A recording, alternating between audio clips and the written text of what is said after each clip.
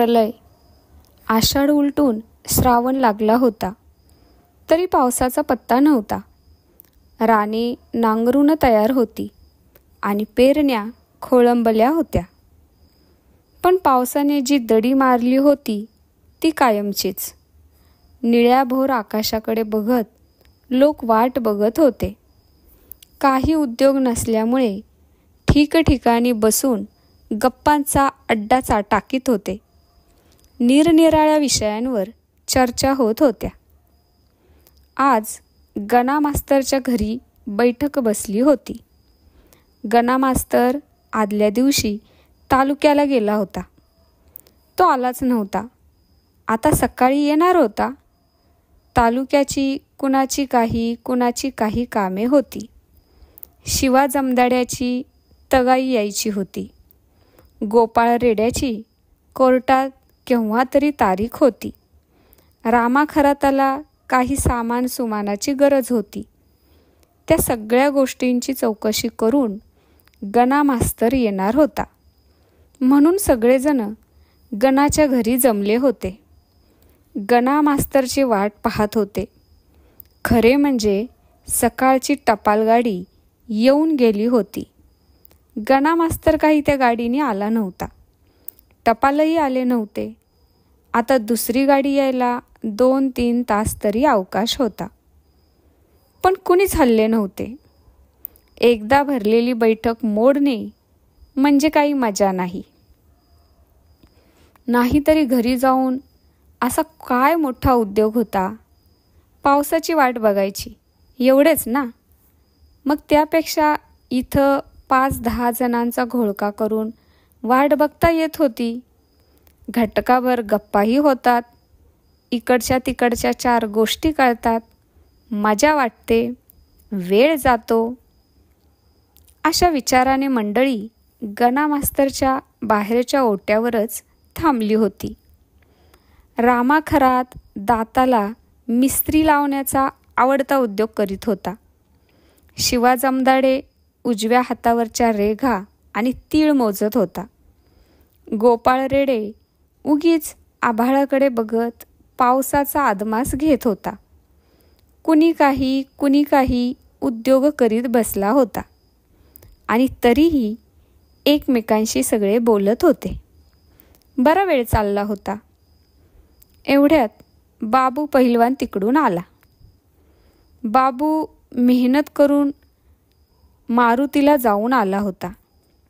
आज शनिवार असल्यामुळं नारळ फोडून बुक्का अष्टगंध लावून तो आला होता. त्याच्या एका हातात प्रसादाचा अर्धा नारळ होता. दुसऱ्या हातात कसल्या पुड्या होत्या.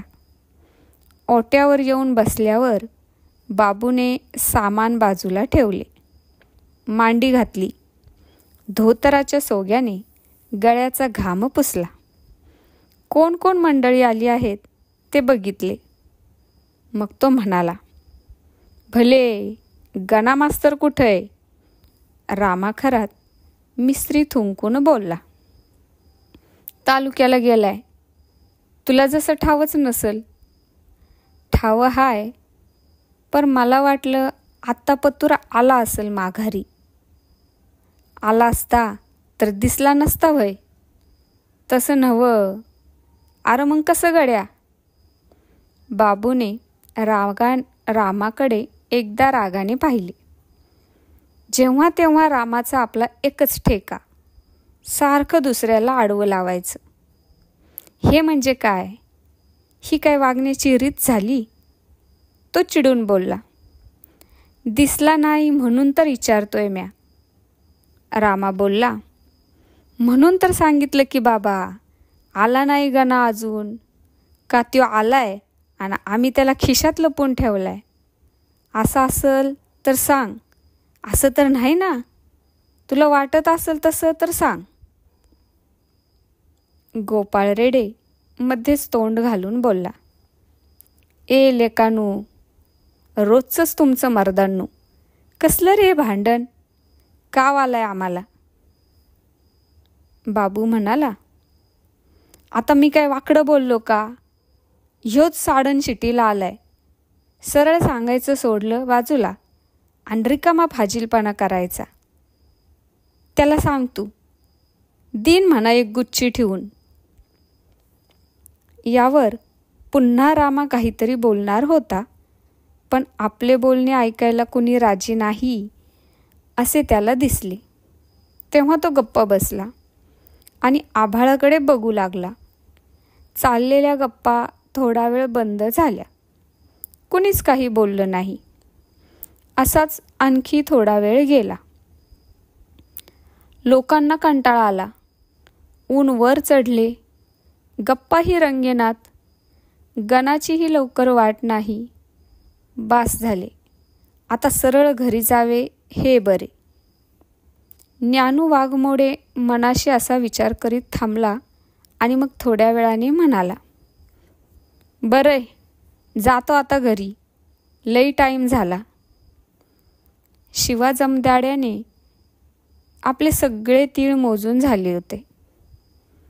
मग तो कानाजवळचे केस खाजवीत म्हणाला, कार ज्ञानू, बस की मर्दा. नग, कंटाळा आलाय. अरे कटाळायला काय झालंय? काय बाय काढायचं, बोलायचं. अरे बोलण्यातूनच बोलणं निघतंय. मग जरा मज्जा येती.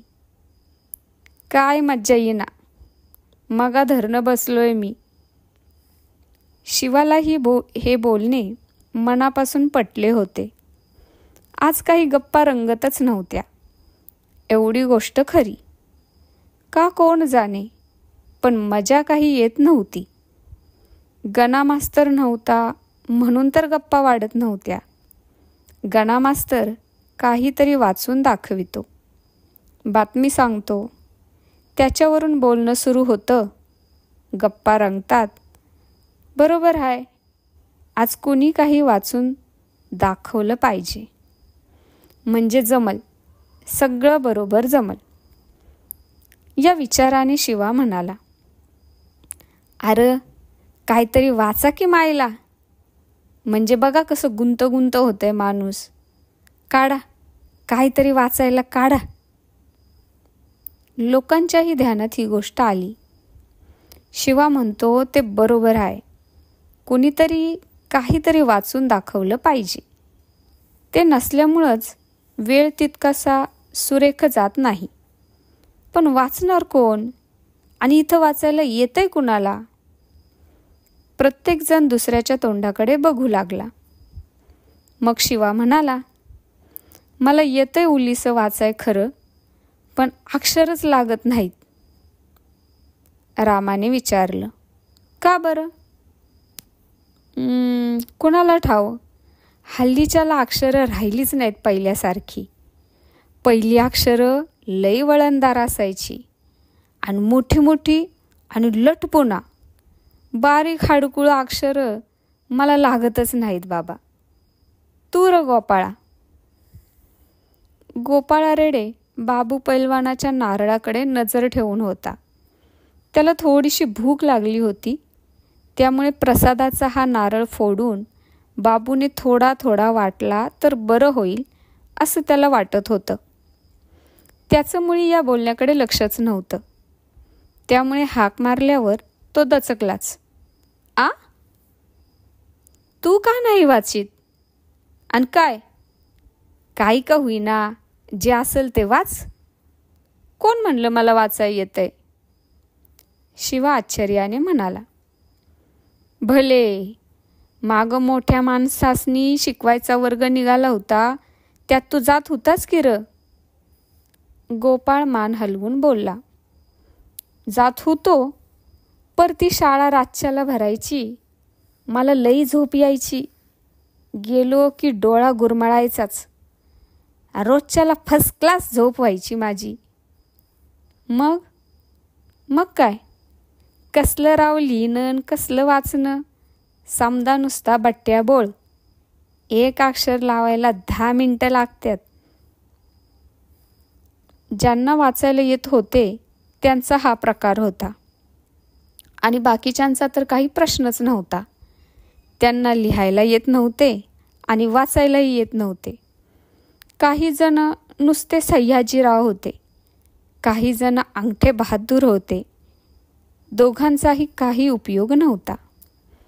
थोडक्यात म्हणजे कल्पना काढून सुद्धा काही अर्थ नव्हता. प्रत्यक्ष वाचणार कोण? शिवा जमदाडेही निराश झाला. आता बैठक मोडावी असे त्याला वाटू लागले. पण तेवढ्यात बाबू पैलवान सगळ्यांकडे बघत बोलला, मी वाचू का? तू? रामा खरात त्याच्याकडे आश्चर्याने बघू लागला. एखाद्या हत्तीने सर्कशीत स्टुलावर बसून नमस्कार केल्यावर जसे आपल्याला आश्चर्य वाटते ना, तसे काहीतरी त्याला वाटले. तू तू वाचणार बाबू? मग तुला काय वाटलं? गोपाळ रेडे नारळाकडे सरकत म्हणाला.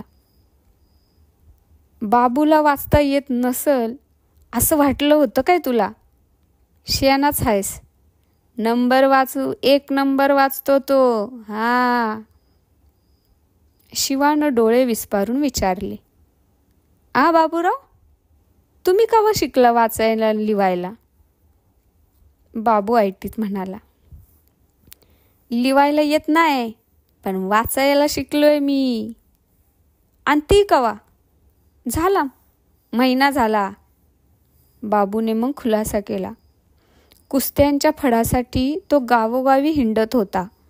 त्यावेळी त्याच्याबरोबरच फिरतीला एक शिकलेला पहिलवान होता. दोघेही पुष्कळ दिवस संगतीने हिंडत होते आणि त्यावेळे त्याने बाबूला 4 अक्षरं वाचायला शिकवली होती. आता एकच आहे, बाबू म्हणाला. मला फास्ट काय वाचायला येत नाही. सवडी सवडीनं एक अक्षर वाचायचं. कसं का असेना, बाबूला वाचायला येत होते आणि ते मोठ्या हौसेने वाचायला तो तयार झाला होता. ही गोष्ट महत्त्वाची होती. एवढे करायला तरी कोण तयार होते? हळूहळू का होईना, पण बाबूने वाचून दाखवले तर बरेच होईल. काहीतरी बोलता येईल आणि बैठक मोडणार नाही. वाघमोडे मान हलवून म्हणाला, काय हरकत नाही, चालल. सोडा गाडी बाबूराव, तुमची गाडी जोरात सोडा.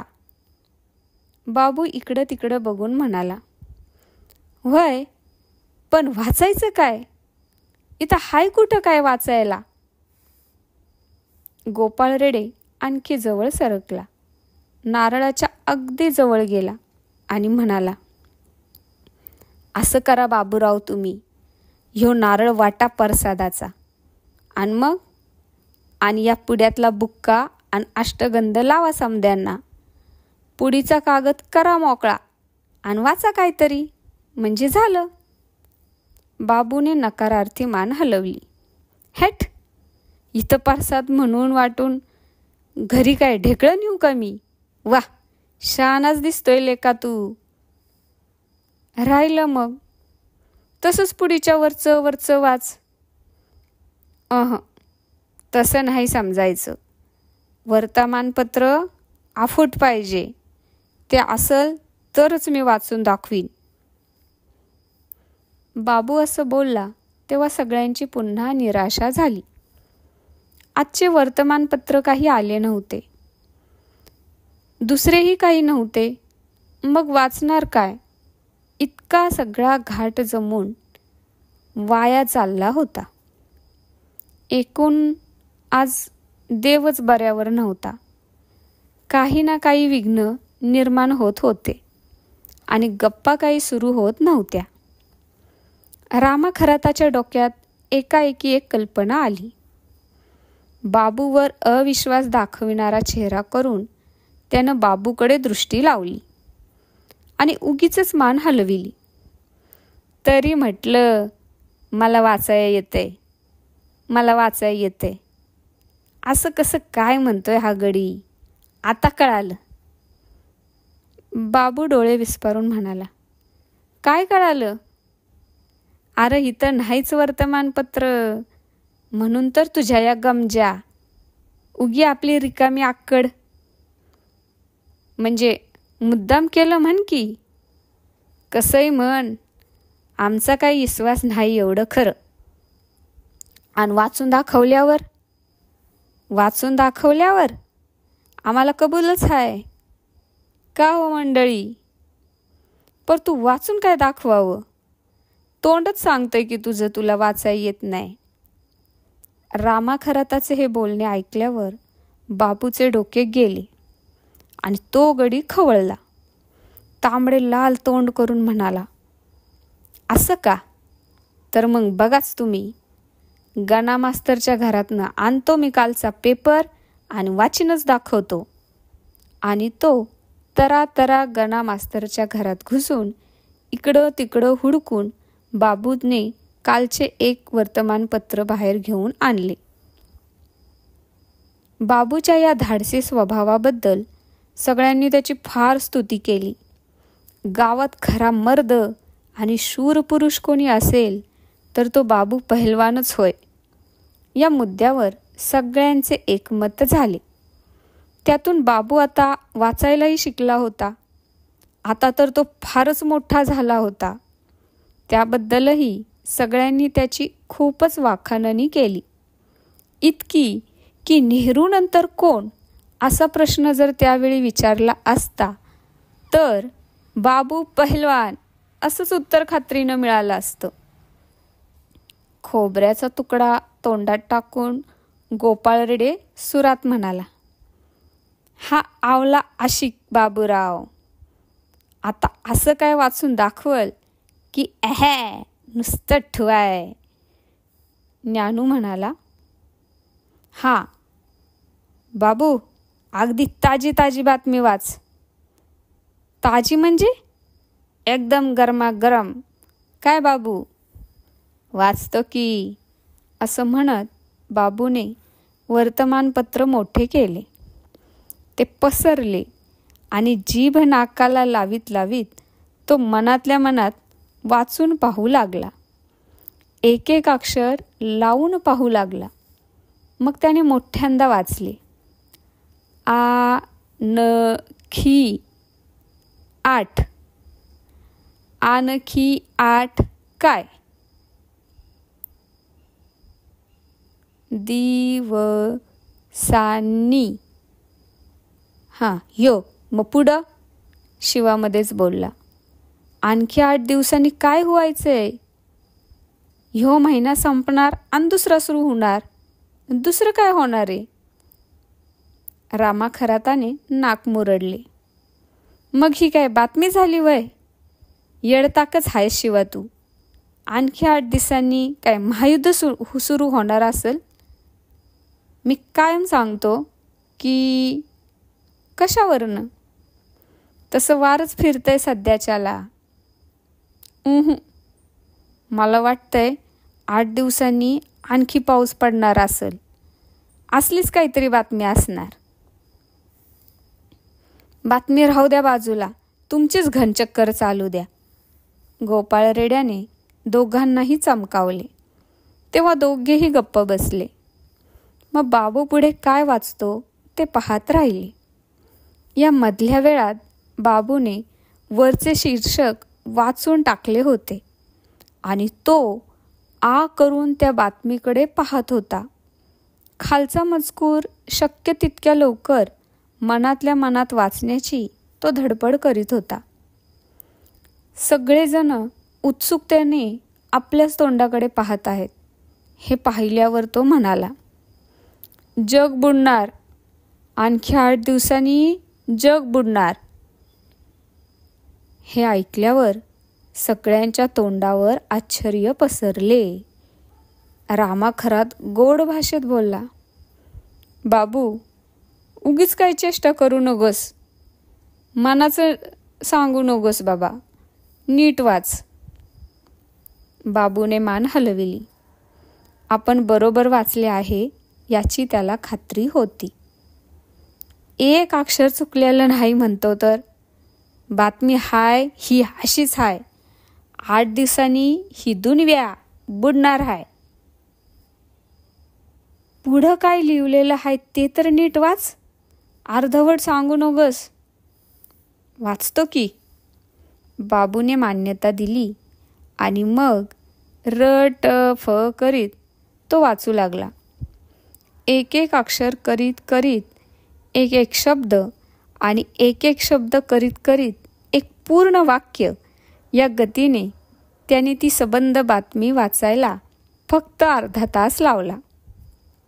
शिवाय ती वाचताना त्याने इतक्या वेळा डोळे लहान मोठे केले आणि ओठांची इतकी चमत्कारिक हालचाल केली की सगळ्यांनाच धसका बसला. बाबूचा सारखा सारखा बदलत राहणारा चेहरा बघता बघता अर्धा तास कसा गेला हे कोणाला कळलेही नाही. सरतेशेवटी बाबूचे वाचन संपले आणि लोकांना बोध झाला की कुठल्याशा एका देशात भविष्य सांगणाऱ्या माणसांनी जग बुडणार असल्याचे भविष्य मागेच वर्तविले असून आता ते खरे व्हायला फक्त 8च दिवस उरलेले आहेत. समुद्राला प्रचंड भरती येणार असून त्यात सगळी दुनिया वाहून जाणार आहे. हे भविष्यातले लोक स्वतः डोंगरावर उंच जाऊन राहणार आहेत आणि लोकांनीही तसेच करावे अशी त्यांची आग्रहाची सर्वांना सूचना आहे. इतके करूनही आपले प्राण वाचतील की नाही याविषयी त्यांना शंकाच आहे. या बातमीने सगळ्या जगात खळबळ उडाली आहे. जिकडे तिकडे लोक भयंकर घाबरले आहेत. बाबूने वाचून दाखविलेल्या बातमीचा हा सारांश होता. ती ऐकून स्वतः बाबूही घाबरला आणि इतर लोकही घाबरून गेले. बराच वेळ सगळीकडे शांतता निर्माण झाली. कोणी काहीच बोलले नाही. जो तो एकमेकांच्या तोंडाकडे पाहत राहिला. थोड्या वेळाने ज्ञानू वाघमोडे हळू स्वरात बोलला, असलं काहीतरी नेहमीच उठवित्यात लोक. त्याच्यावर काय विश्वास ठेवायचा. पण हे बोलताना त्याचा आवाज इतका खालच्या पट्टीत आला की त्याच्या या म्हणण्यावर त्याचा स्वतःचाही विश्वास बसलेला नाही हे सगळ्यांना कळून चुकले. बाबूने काढलेल्या उद्गारामुळे तर सगळ्यांची खात्रीच पटली. बाबू म्हणाला, गाणा मास्तर इतकं समद धडाधड सांगतो आणि हीच बातमी कशी काय चोरून ठेवली त्यानं. काहीतरी घोटाळा हाय.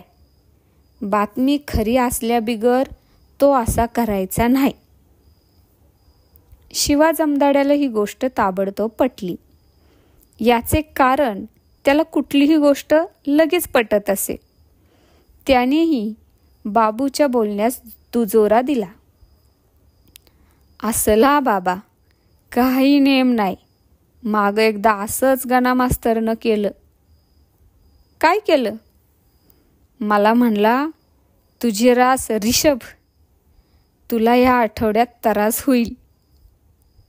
तर बाईली खरंच तसं झालं. आर तिच्या मारी, काय झालं? हागवण लागली. 8 दिवसात नुसतं बेजार काम. मागाहून मला म्हणला, हे मला माहीतच होतं, पण तू घाबरशील म्हणून मी तुला सांगितलं नाही. शिवाने पुरवलेली ही बातमी ऐकून सगळ्यांना निश्चितपणे वाटलं की ही बातमी खरी असण्याचा संभव आहे. म्हणूनच गणा मास्तरने आपल्याला त्याचा सुगावा देखील लागू दिला नाही.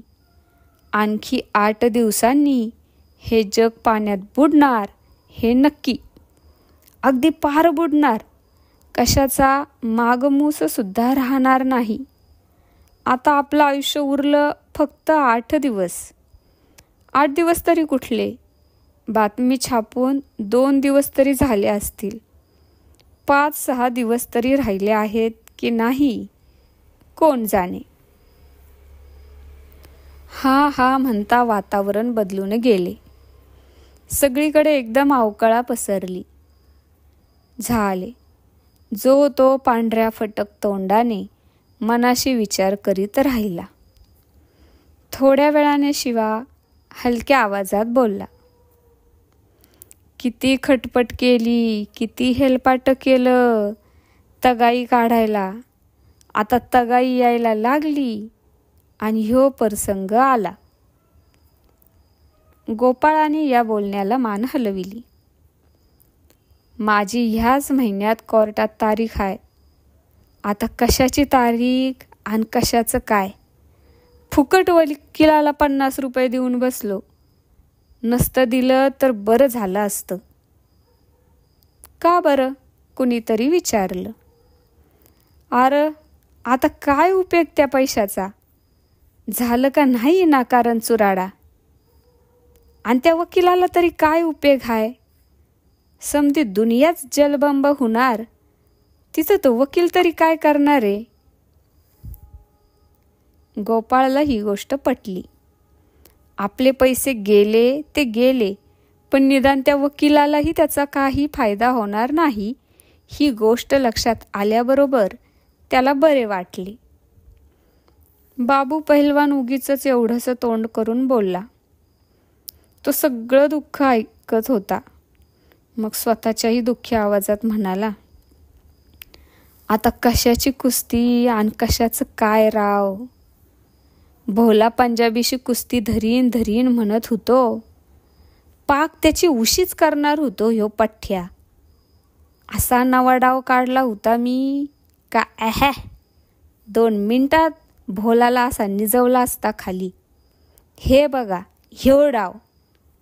असे म्हणून बाबूने जवळ बसून तोंड करून ऐकणाऱ्या नाना चेंगटची गर्दन एका हाताने एकदम पकडली आणि दुसऱ्या हाताने त्याचा हात ओढला. नारायण चेंगटाला याची काही कल्पना नव्हती. खूर मांडी घालून तो अजागळासारखा सगळ्यांचे बोलणे तोंड उघडे ठेवून ऐकत होता. बाबूने हात ओढल्याबरोबर तो एकदम दचकला आणि खाली नाकावर आपटला. त्याच्या तोंडाला सणसणून मार लागला. तेवढ्यात बाबूने पाठीमागून दोन्ही मांड्यात हात घालून त्याला उचलला आणि उलटा केला. त्याबरोबर तो उलटा होऊन पुन्हा खाली आपटला. पाठीवर आपटला. त्याच्या पाठीला, डोक्याच्या मागच्या बाजूलाही मार बसला. बूडही शेकून निघाले. प्रलय काळ आत्ताच जवळ आल्यासारखा भिवून तो ओरडला, अगाई ग, मेलो मेलो. बाबूचे अर्थातच त्याच्याकडे लक्ष नव्हते. नारायण उलथापालथा होऊन आपटल्यावरच त्याने दोन्ही हात सोडले, झटकले आणि तो म्हणाला, ह्यो डाव म्हणत होतो मी. शिवाची आणि नारायण चेंगटाची नुकतीच देण्या घेण्यावरून तक्रार झाली होती. त्यामुळे बाबूचा हा डाव त्याला एकदम आवडला. त्याने पसंती दाखवली. वाह, यो झकास डाव हाया बाबू. यावर बाबू विव्हळला. पर आता काय उपयोग? समधी पृथ्वी खलास म्हटल्यावर काय राहिलं? मी बी खलास आणि तो भोला बी खलास. वय गड्या, हे मातूर खरं आहे. याप्रमाणे बोलणी झाली. कुणी काही गोष्टी बोलून दाखविल्या. यमातेल्याला तालुक्याला आलेला कुठला तरी तमाशाचा सिनेमा बघायचा होता. तो राहून जाणार की काय अशी त्याला भीती वाटली. ज्ञानू वाघमोड्याची बायको 5व्यांदा बाळंत होणार होती. त्याला पहिल्या 4 मुलीच झाल्या होत्या. आता 5व्या खेपेस मुलगा होईल अशी आशा होती. तेवढ्यात जग बुडणार. आता कशाचा पोरगा आणि कशाचे काय या विचाराने त्याला अतोनात वाईट वाटत होते. रामा खराताने 100-200 रुपये घालून पोस्टातून नुकतीच सरकारी सर्टिफिकेटे विकत घेतली होती. ही विनाकारण सरकारची धन झाली. त्यापेक्षा चैन केली असती, जीवाला खाल्ले असते तर बरे झाले असते या विचाराने त्यालाही हळहळ वाटत होती. एकूणच काय, प्रत्येकाचा जीव कुठेतरी घोटाळत होता. प्रत्येकजण कशात तरी जीव गुंतवून राहिला होता. नारायण चेंगटला खाण्याचे वेड होते. तेवढ्यासाठीच दुसऱ्याच्या घरी तो नेहमी बसलेला असे. आता त्याने मार खाल्ला होता. अंग ठणकत होतं. तरी पण घनत कुथत तो पुढे सरकला. शेजारच्या माणसाला म्हणाला, बायली, काय हो प्रसंग आलाय. किती महिनं झालं मी ठरविलं होतं की डिंकाचा लाडू खाईन, पण राहिलं. आणि मग का नाही खाल्लात? कोणीतरी विचारलं. कोणी बाळंतीणच झाली नाही अलीकडं गावात. आता ह्या महिन्यात होणार होती, तेवढ्यात ह्यो प्रसंग. वाघमोड्याला ही कुजबूज ऐकू गेली. त्याला फार संताप आला. काय माणूस आहे, प्रसंग कोणता आणि ह्याची भाषा काय. सगळे जग बुडून जाण्याची पाळी आली आहे. हरेक माणसावर मरणाचा प्रसंग ओढवला आहे आणि ह्या माणसाला डिंक लाडूची आठवण होऊन वाईट वाटतं आहे. काय म्हणावं याच्या मूर्खपणाला. चेंगटाकडे रागाचा एक जळजळीत कटाक्ष टाकून वाघमोडे म्हणाला, नारबा, तुम्ही उठा इथनं. का बरं? तुम्ही डिंकाचा लाडू खाऊन या आधी, नाहीतर तसेच मरचाल आणि भूत होऊन बसाल. जाणार येणार प्रत्येकाला धरून घोसाळसाल आणि डिंकाचा लाडू मागत बसाल. चला उठा आणि खाऊन या कुठंतरी जाऊन. चेंगटाचा चेहरा उतरला. मनाशी काहीतरी पुटपुटत तो चुळबुळ करीत गप्प बसून राहिला. जागचा हल्ला मात्र नाही. लेकानो, टाईम काय आणि आपण बोलतो काय हे तरी वळखाव माणसानं. संबंध जग खलास व्हायची पाळी आली. वाघमोडे अगदी कळवळून बोलला. लोकांनाही ते पटले. सगळेजण आणखी गंभीर झाले. हळूहळू भविष्याचा अर्थ लोकांच्या जास्त ध्यानी येऊ लागला. 5-6 दिवस, फक्त 5-6 दिवस आता आपले आयुष्य उरले. मग आपणही बुडणार आणि आपली बायका पोरही बुडणार. घरदार, शेतीवाडी यातलं काही उरणार नाही. आणि उरले तरी त्याचा काय उपयोग. आपण मेलो म्हणजे सगळे मेल्यासारखे. भयंकर, भयंकर. भविष्य फार भयंकर होते. मरणाची घटिका क्षणाक्षणाने जवळ येत चालली होती. वातावरण फार गंभीर झाले. जो तो गप्प झाला. आत्तापर्यंतच्या आयुष्याचा सगळा पट प्रत्येकाच्या डोळ्यासमोर उभा राहिला. आत्तापर्यंत आपल्या हातून काय काय बरे वाईट घडले ते आठवू लागले. रामा खराताला एकच बारीक आशा होती. मघापासून ती बोलून दाखवावी असे त्याला वाटत होते. त्याची अजून काही तितकीशी खात्री पटत नव्हती. सगळ्यांकडे तो बघत म्हणाला, मला नाही वाटत असं काय होईल. कशावरनं म्हणतोस? अरे कुठं समुद्र, कुठं आपण, 100,000 कोस लांब. पाणी हितपत्तूर येतंय कशाला मरायला. ही शंका ऐकून प्रत्येकाला थोडे बरे वाटले. चेहरे उजळले. रामा म्हणतो ते बरोबर आहे. समुद्र इथं कसा येणार? तो काय माणूस आहे वय रस्त्याने चालत यायला? भविष्यावर शिवाचा जबर विश्वास होता. तो मान हलवून म्हणाला, हां, तसं काय म्हणू नगस. हा, समुद्र नसला तरी वडा आहे की आपल्या गावाला. गावाला ओढा होता ही गोष्ट खरी, पण त्याचा इथं संबंध काय? हाय की मग. अरे वड्यातनं पाणी गावात शिरल. ते कसं काय? समुद्राचं पाणी नद्यातनं घुसणार आणि नद्यातनं ते वड्यात येणार आणि उलटं व्हायला लागलं पाणी म्हणजे मग ते गावात येणार. होय, ही शक्यता होती.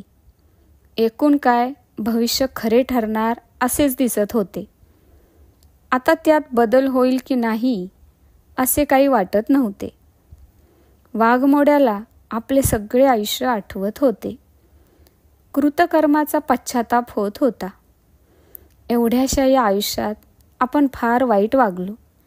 चांगली गोष्ट हातून झाली नाही. फार वाईट झाले.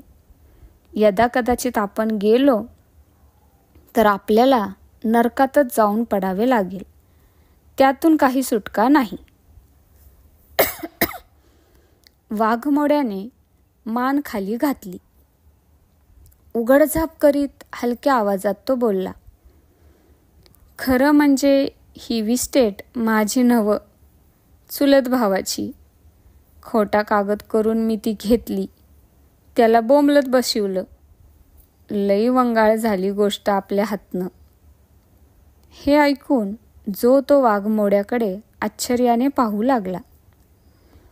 नारायण चेंगट्याला तेवढ्यात आणखी एक गोष्ट आठवली. अन्यानू, ती भानगड र कंची, साळ्याच्या सखुची खरी का खोटी? ती बी खरी. तिला म्याच पळविली होती. त्या वेळेला मी सांगत होतो तर लोकांना खरं वाटलं नाही.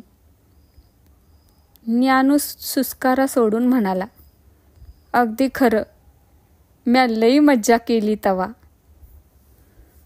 ज्ञानूचा हा अकिस्मात कबुली जबाब ऐकून कोणाला फारसे आश्चर्य वाटले नाही. कारण त्याची कुणकुण लोकांना पहिल्यापासूनच होती. पण आपणही त्याच्यासारखे मन मोकळे करून बोलावे आणि मनातली मळमळ ओकून टाकावी असे सगळ्यांना वाटू लागले. तेवढेच हलके वाटेल. मरण्याचा प्रसंग आलाच तर मरताना समाधान तरी वाटेल. खरी गोष्ट सांगून टाकली तर न जाणो, देवाची येद्वारी गेल्यावर क्षमा होईल. रामाखरात मनापासून ठरवीत होता, सांगावे की सांगू नये. शेवटी त्याने जीवाचा धडा केला. सांगून टाकायचे आणि मोकळे व्हायचे असे त्यानेही ठरविले. आईला, तुम्हाला तेल्याची धुरपाबाई आठवते का? चेंगट म्हणाला, मेली किती 2 सालं झाली. तीच. तिच्याजवळ गठुडं होतं. मोडून मोडून खायची. मी तिच्याकडनं 200 रुपये उसने काढले आणि पुन्हा तिला दिलंच नाहीत. लईदा मागितलं तिनं, पर म्या काय दिलं नाहीत. तशीच मेली ती. रामाने अवचित दिलेली ही कबुली ऐकल्यावर तर सगळ्यांना आपापल्या गोष्टी सांगाव्या असे वाटू लागले. बाबू पहिलवानालाही काही प्रसंग आठवू लागले. माग एका कोल्हाट्याचा फड इथं आलता, आठवतंय का? व्हय व्हय. त्याचा खेळ म्या बघितला होता. सुंदरी कोल्हाटणीवर लई खुश झालो होतो त्या वक्ताला. म्या तिला डोळाच घातला.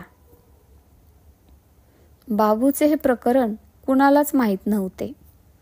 त्यामुळे साहजिकच उत्सुकता वाटली. नारायण चेंगट आधाशीपणाने पुढे सरकून म्हणाला, भले, अशी बहादुरी पाहिजे. तुम्ही तिला डोळा घातला आणि मग पुढं काय झालं बाबूराव? बाबू सुस्कारा सोडून बोलला, पुढं काय?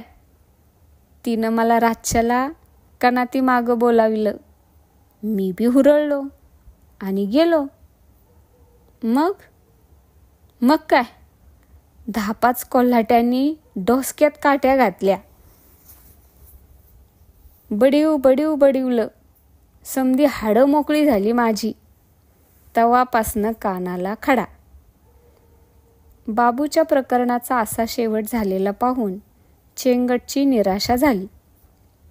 काही मज्जा ऐकायला मिळेल अशी त्याची कल्पना होती. म्हणून तो ओठावरून जिभली चाटत ऐकत होता. पण अखेर हाती काही गवसलं नाही. मग त्याने स्वतः आठवून पाहिले.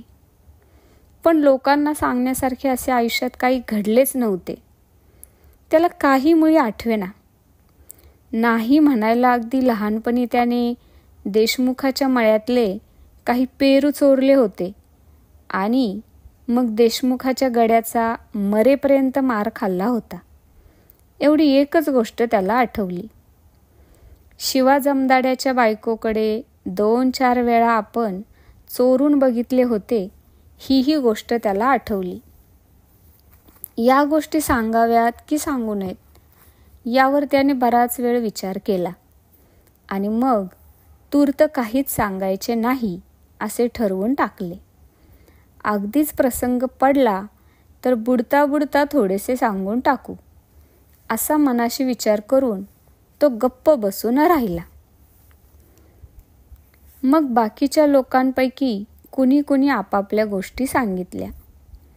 गोपाळ रेड्याने शहरात असताना आपण एकदा दारू पिऊन कसा गोंधळ घातला होता आणि त्याबद्दल बिनभाड्याच्या खोलीत 8 दिवस कसे राहिलो होतो याचे वर्णन केले. केरबा माळ्याने बांधावरून आपल्या शेजाऱ्याशी विनाकारण कशी झकाझकी केली आणि त्याचे डोके फोडले ही हकीकत सांगितली. कुणी काही गोष्टी सांगितल्या. वाईट तोंड करून पश्चातापदग्ध अंतकरणाने सांगितल्या आणि दिलगिरी व्यक्त केली. मरायचे असेल तर हे पाप आधी फेडले पाहिजे असे एकमताने ठरले. पण मग करायचे काय? 5-6 दिवसात काहीतरी करता येईल का? असे काय आहे का? अशी खूप चर्चा झाली. शेवटी शिवा म्हणाला, मला तर वाटतंय गड्या, आपण एक दिंडी काढावी. गाना मास्तरला विचारावं कवा पाणी येणार आहे आणि मग दिंडी काढावी. कसं? चेंगटला ही गोष्ट पटली. ही आयडियाची कल्पना चांगली आहे. हरिनामाचा गजर चालवला पाहिजे सारखा, म्हणजे मग मेल्यावर वरती गेल्यावर काही त्रास व्हायचा नाही. वाघमोडे म्हणाला, बाबूने ही धोक्याची बातमी पहिल्यांदा सांगितली म्हणून आपण त्याच्याच गळ्यात इना घालायची. आपण समदे टाळं हाणू, धगडधड धगडधड धडाधड. सगळ्यांनाच ही कल्पना मान्य झाली. कुणी बुक्का लावायचे मान्य केले, कुणी टाळ मृदुंग मिळविण्याची जबाबदारी घेतली. बाबू पहलवानाने विणा सांभाळून मध्ये उभे राहण्याचे मान्य केले. दिंडी काढायची पक्की ठरली. सगळ्यांच्या डोळ्यासमोर त्या दिवशीचे चित्रही उभे राहिले. टाळ मृदुंगाचा गजर चालू आहे, हरिनामाचा कल्लोळ उठलेला आहे, पताका फडकत आहेत, देहभान हरवून सगळे नाचताहेत. जिकडे तिकडे बुक्का गुलाल उधळला जात आहे. पाणी वाढतच आहे आणि तरीही दिंडी जोराने पुढे चाललेली आहे. बाबू पहलवान एका हाताने विणा वाजवीत उड्या मारतो आहे. ज्ञानबा तुकाराम, ज्ञानबा तुकाराम असा जयघोष चाललेला आहे. असे काहीतरी चित्र सगळ्यांच्या डोळ्यासमोर उभे राहिले. आणि तेवढ्यात हातात पिशवी घेऊन गणा मास्तर आला. सगळी मंडळी गंभीर चेहरे करून चुपचाप बसलेली पाहून त्याला मोठे आश्चर्य वाटले. असे कधी घडले नव्हते. हा काय प्रकार आहे? काय मंडळी, आज काय बेत? असं म्हणतच गणा मास्तर कडेच्या कट्ट्यावर बसला. सगळ्यांच्या तोंडाकडे निरखून पाहू लागला. गणा मास्तर आलेला बघितल्यावर एकदम कुजबुज सुरू झाली. शेवटी शिवा नाराजीच्या सुरात म्हणाला, गणा, तू लपून ठेवलीस बातमी, पर आम्हाला काय कळायची राहिली नाही. लपून ठेवली? आणि कसली? जग बुडणार हाय ह्योच बातमी. खरं का नाही गड्या? जग बुडणार? हां. गणा मास्तरच्या ध्यानात सगळा प्रकार आला. मध्यंतरी काही अंक आले नव्हते. कुठेतरी पोस्टात ते गळपटले होते. ते एकदम मागाहून आले होते. काहीतरी कारणाने ते वाचायचे तसेच राहून गेले होते. आत्ता आले लक्षात. बरं मग काय मर्दा, सांगायचं नाही का आम्हाला? आम्ही त्याच काळजीत पडलोया. कसं काय करावं? काय करायचंय? गणा मास्तरला काही कळेना. शिवा जमदाड्याने मग पहिल्यापासून घडलेली सगळी हकीकत सांगितली. दिंडी काढायची कशी इथपर्यंत सगळे सांगितलं. हे ऐकून गणा मास्तर मोठमोठ्यांदा हसू लागला. हे पाहून सगळे चकित झाले आणि कोणाला काही कळेना. गणा मास्तर, हे काय तालुक्यासनं छटाकभर घेऊन तर आला नाहीस? मला वाटतं तुम्हीच पेला बिला तर नाहीत? काय चावटपणा चालवलाय उगीच. चावटपणा नव्ह अरे खरंच. कोणी वाचून दाखवली ही बातमी? बाबू पहिलवानाचे नाक फुगले. छाती ताठ झाली. ह्यो पठ्या, ह्योच भाद्दर, बाबू पहिलवान. बरं, कुठं आहे वर्तमानपत्र? बाबूने घडी केलेली वर्तमानपत्राची सुरळी गणा मास्तरजवळ दिली. गणा मास्तरने ती उलगडली, वाचली, इकडे तिकडे पाहिले आणि मग तो मोठमोठ्यांदा हसू लागला. हात मर्दांनो, अरे ह्यात काय अर्थ नाही. रामा खरातला मनात शंका होतीच. तो पुढे सरसावून म्हणाला, तरी मला वाटलंच. म्हणलं बाबूला इतकं वाचायला कसं आलं? साप बनविलं ह्यानी आम्हाला, असंच ना बाबू? मान हलवून गणा मास्तर म्हणाला, तसं नव्ह, बाबूनं वाचलं बरोबर, पण ह्यो अंक कुठला कोडला होता? कुठला? महिन्यापाठीमागचा, अगदी जुना आणि रद्दीतला. म्हणजे? गणा हसता हसता थांबला. मग जरा विसावा घेऊन बोलला, म्हणजे काय, भविष्य आलं, ते खोटं ठरलं, त्याचा दिवस उलटून आता 15 दिवस झाले. कशाला काही पत्ता नाही. आणि ह्यो गडी काय सांगतोय आणि तुम्ही तरी काय ऐकून घेताय? तारीख तर बघायची वरची. समद्या लेकांनो अडाण्याचा बाजार. हात तुमची. गणाचा हा खुलासा ऐकून सगळ्यांची तोंड पाहण्यासारखी झाली. जो तो एकमेकांकडे टक लावून बघत राहिला.